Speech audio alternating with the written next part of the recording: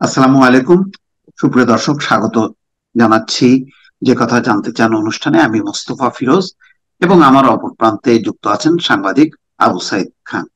Sir ভাই, যেই বিষয়টা আসলো হঠাৎ করে, ডক্টর ইউনূস কেন জাতির উদ্দেশ্যে ভাষণ দিলেন? তিনি তার সংস্কারের কথা আগেই তিনি বলেছিলেন যে সব সংস্কারের পরে নির্বাচন। আজকেও তিনি কিন্তু নির্বাচন নিয়ে কথা বললেন। কথা বলতে যে আমার কাছে কেন জানি মনে হলো যে তিনি বলেছেন যে নির্বাচন কখন হবে সেটি রাজনৈতিক সিদ্ধান্ত, আমাদের নয়।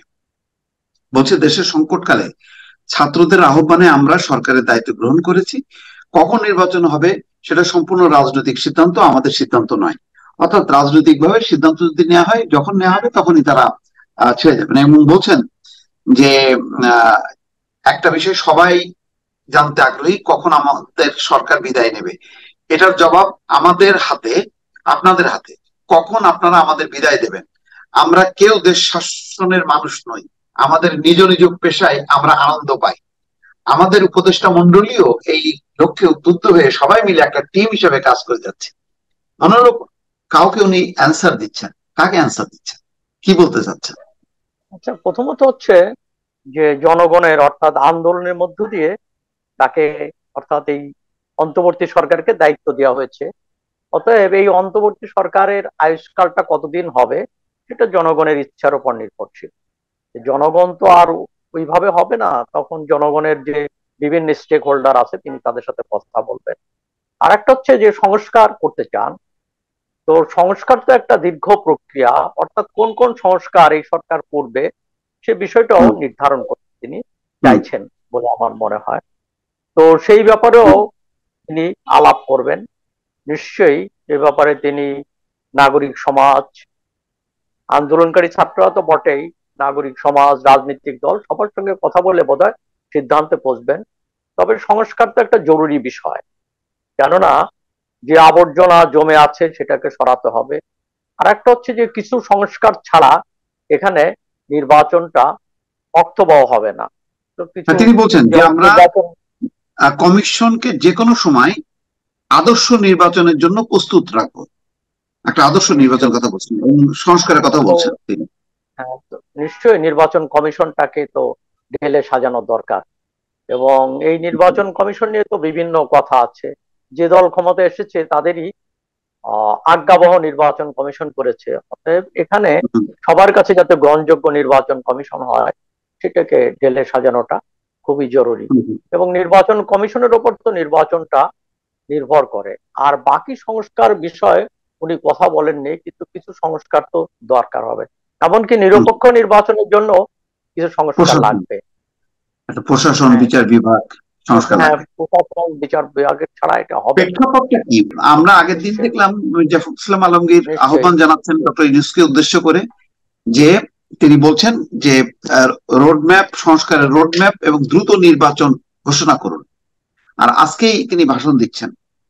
তো আপনার কাছে কি মনে হয় যে এরকম যে একটা রাজনৈতিক দলগুলোর সঙ্গে একটা কোনো ধরনের একটা পার্থক্য ঘটলো, যার কারণে বা অনিশ্চয়তা বা ভুল বোঝাবুঝি, সেটা ভাঙানোর জন্যই কি তিনি জাতির উদ্দেশ্যে ভাষণ দিলেন কিনা? না, ভাষণটা তো প্রত্যাশিত ছিল, কেননা তিনি আজকে 15 দিন ধরে, আমার মনে হয় যে তিনি 15 দিন আগে তো দায়িত্ব গ্রহণ করেছেন। 15 দিন তার আগেই তো ভাষণটা সবাই প্রত্যাশা করছিল যে জাতিকে উদ্দেশ্যে উনি কথা বলবেন। তো আমার মনে হয় একটা প্রস্তুতির ব্যাপার ছিল এবং কিছু বিষয়ে বোঝাপড়ার ব্যাপার ছিল, বোঝাপড়া করে তিনি ভাষণ দিয়েছেন। মির্জা ফখরুল ইসলাম আলমগীরই বরং আমার মনে হয় তিনি প্রথম 3 মাসের মধ্যে নির্বাচনের দাবি তুলেছিলেন। পরবর্তীতে তিনি যৌক্তিক সময়ের কথা বলেছেন। হুম, আসলে সেই যৌক্তিক সময়টা কত দিন, সেটা কি 1 বছর, 2 বছর, 3 বছর, কতটুকু? হুম, হুম। তবে তবে একটু সংস্কার করতে হলে তো রাজনৈতিক দলগুলোকেও একটু কিন্তু ধৈর্য আজকে ধরতে কিন্তু সেই সময়সীমা কিন্তু দেননি, যেটা না। চেয়েছিলেন। একটা সময়সীমা বেঁধে দিয়ে একটা মানে রোড ম্যাপ, সেই রোড ম্যাপটা কিন্তু দেননি যে এত দিনের মধ্যে আমরা এই কাজগুলো করব, সেটা কিন্তু বলেননি।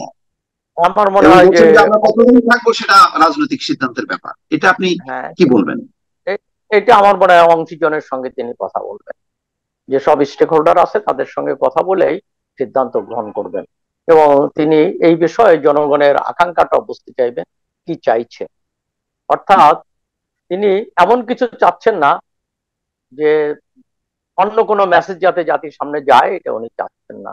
অর্থাৎ উনি স্পষ্ট করেছেন যে দেশ শাসন করা তাদের কাজ নয়, দেশ শাসন রাজনীতিকরা করবেন। এবং যারা এখানে এসছে তারা জাতির এই ক্রান্তিকালে তারা দায়িত্ব গ্রহণ করেছেন এবং তারা সেই দায়িত্ব পালন করার মধ্য দিয়ে তাদের দায়িত্ব শেষ হবে, তিনি সেটা বোঝাতে চেয়েছেন। তবে হ্যাঁ, স্পষ্ট করে তিনি কিছু বলেননি যে কতদিন সেটা হতে পারে। তা আমার মনে হয় এটা হঠাৎ করে উনি বলতে চাইছেন না, অন্য অন্য স্টেক হোল্ডারের সঙ্গে তিনি কথা বলবেন। তবে রাজনৈতিক দলগুলোকে অধৈর্য হলে চলবে না, তাদেরকে এই সরকারকে একটা অবাধ, সুষ্ঠু এবং নিরপেক্ষ নির্বাচনের জন্য তাদেরকে সময় দিতে হবে এটা এবং ভাষণেও তিনি প্রয়োজনে বলেছেন যে সময় দিতে হবে। অধৈর্য অধৈর্য না হওয়ার জন্য আহ্বান জানিয়েছেন তিনি।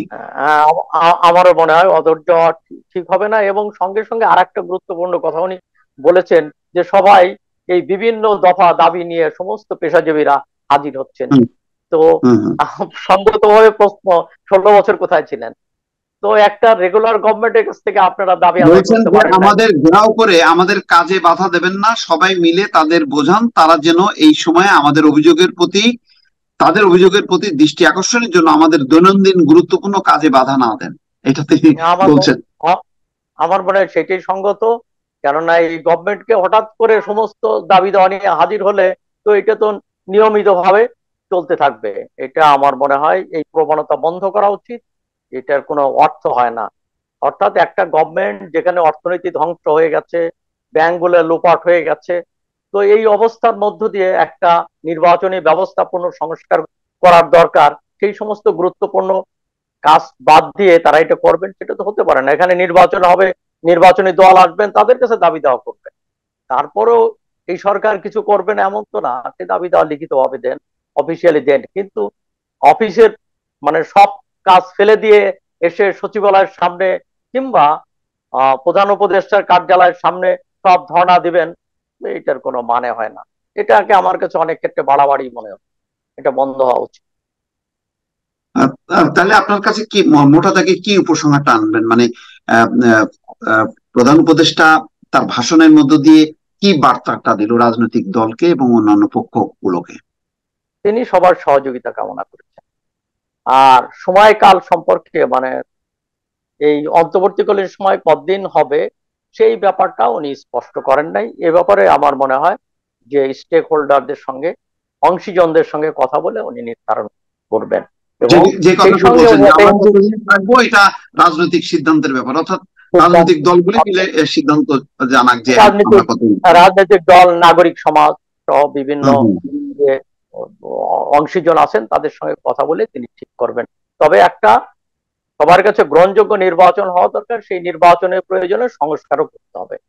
তো সেই ব্যাপারটা উনি ইঙ্গিত দিয়েছেন এবং সেই দায়িত্ব তাকে দিতে হবে এবং সেই সুটুকু সময় আমার মনে হয় তাকে দেওয়া উচিত।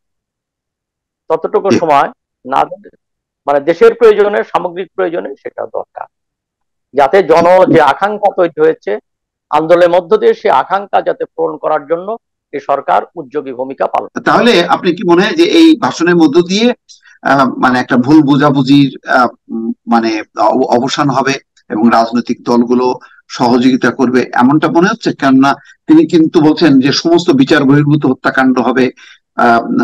তো এই বক্তব্য, তার তার যে আকাঙ্ক্ষাটা, সেই আকাঙ্ক্ষাটা কি রাজনৈতিক দলগুলো ধারণ করে সাড়া দেবে বলে মনে হয়, নাকি না তারা দ্রুত নির্বাচনের জন্য চাপ দিতে থাকবে? আপনার কি মনে হয়? আমি রাজনৈতিক দলগুলোর প্রতি আস্থা রাখতে চাই। আমার বিশ্বাস যে তারা বর্তমান সময়কে, অন্তর্বর্তী সরকারকে তারা যৌক্তিক সময় দিবেন। অর্থাৎ তারা তাড়াহুড়া করবেন না, যে তাড়াহুড়ার প্রবণতা তাদের মধ্যে লক্ষ্য করছি। তারা সেখান থেকে সেই তাড়াহুড়াতে না করে বরং সহযোগিতার হাত বাড়াবেন, এটা দেশের জন্য মঙ্গলজনক। এবং যে প্রত্যাশা হুম। আহ প্রধান উপদেষ্টা ডক্টর মোহাম্মদ ইউনূস করেছেন, যে আশা করেছেন, সেই আশা পূরণের জন্য সবাই সহযোগিতার হাত বাড়াবেন। এটি রাজনৈতিক দলের অঙ্গীকার হওয়া উচিত, কর্তব্য বলে আমি মনে করি। আর একটা কিন্তু তিনি বলেছেন, দেখছেন, যে এই যে আদালতের যে কিছু অনাকাঙ্ক্ষিত ঘটনা ঘটছে, সেটা বলছে যে এটা অনভিপ্রেত, এটা কোনোভাবেই সমর্থনযোগ্য না। আপনি আপনি কি আমারও বলবেন? তাই। নিশ্চয়ই যথার্থই বলেছেন, প্রত্যেকেরই মানব অধিকার আছে এবং ইচ্ছে আইন কারো হাতে তুলে নেওয়া ঠিক না। এবং আদালতে যে অনাকাঙ্ক্ষিত ঘটনাগুলো ঘটছে, এমনকি পুলিশের বাড়াবাড়ি হয়েছে, হুম যে হুম হুম। বিভিন্ন ক্ষেত্রে পুলিশ যে বাড়াবাড়ি করছে, অর্থাৎ পুলিশ যে যে সরকার, যে ফ্যাসিবাদী স্বৈরাচারী সরকার আমরা বলছি, যে জি। সরকারের সময় পুলিশ যে আচরণ করছেন, এখনো সেই আচরণ করলে তাহলে পরিবর্তন হলো কি করে? তো আমার মনে হয় এই পুলিশি আচরণ এগুলো বন্ধ করা উচিত। একটা লোকের বিচারের দায়িত্ব কারো হাতে তুলে নেওয়া উচিত না। আদালতই নির্ধারণ করবেন কার কি অপরাধ। তার আগে একটা লোককে অপরাধী সাব্যস্ত করে তার প্রতি এই ধরনের আচরণ করা, এটা মোটেই শোভন না। এমনকি এই ধরনের আচরণের ক্ষেত্রে দুঃখজনক হলেও সত্য, অনেক আইনজীবীদের ভূমিকাও কিন্তু খুবই হুম হুম। দুর্ভাগ্যজনক। যে আইনজীবীরা তারা আদালতে যুক্তি তর্ক দিবেন, কিন্তু তারা সেটা না দিয়ে তারা বিভিন্ন অশ্লীল মন্তব্য করছেন। এমনকি তারা কোনো কোনো আহ অভিযুক্তকে হেনস্থাও করেছেন বলে অভিযোগ রয়েছে। হুম। এটা মোটেই না, অভিযোগ প্রত্যাশিত অনেক, না, এটা পরিষ্কার এটা আমরা অবসান দেখছি যে তারা রীতিমতো গায়ে হাত দিচ্ছে। এটা খুবই না না, দুঃখজনক এটা আর খুবই খুবই দুঃখজনক। এবং যারা মানে আইনজীবী, যারা আইনের শাসনের প্রবক্তা, যারা আদালতে কথা বলবেন, আদালতে যুক্তি তর্ক দিবেন, তারা যদি এই ধরনের প্রবণতা, এই ধরনের মানসিকতার পরিচয় দেন, এই ধরনের আচরণ করেন, খুবই দুর্ভাগ্যজনক। এটা থেকে তাদের সবারই বিরত হওয়া উচিত। জি। অনেক ধন্যবাদ সাইদ ভাই। দর্শক শুনছিলেন প্রধান উপদেষ্টার ভাষণ সম্পর্কে সাংবাদিক আবু সাইদ খানের বিশ্লেষণ। দর্শক, আমাদের এই আলোচনা আগামীতেও অব্যাহত থাকবে। আজ এই পর্যন্তই। আল্লাহ হাফেজ।